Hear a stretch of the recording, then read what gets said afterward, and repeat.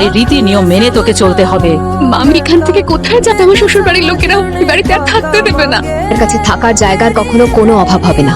থাকবেও, দিদি ছোট মামার কাছে থাকবে। লোকের বাড়িতে আয়া হয়েও জীবন কাটাবে। বলো তাই না মা? সংস্পর্শে থেকে তুমি নিজেকে ভাগ্যবতী মনে করো। ভাগ্যবতী তো হলো, তাই না? আসলে দিদি ভাইয়ের ভাগ্য ভালো যে ওনার মতো একজন গুণী মানুষের হাত ওর মাথায় থাকবে। যখন মা চাইছে তখন আমি যে কোনো অজুহাতে আমার শ্বশুর বাড়িতে ফিরে যাবো। তারপরে তাহলে আমরা পুলিশেরও সাহায্য নেব। তুমি আমার বাড়ির বউ না ডাকাত? মা, তুমি দুটোই ভেবে নাও। সময় একদম নেই।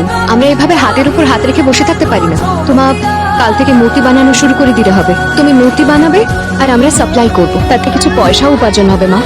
মেয়ের জন্য সবার সামনে এভাবে মুখোশ পরে ঘুরতে হবে। তা তুমি কি বললে? সেটাই যেটা তুমি শুনলে মা।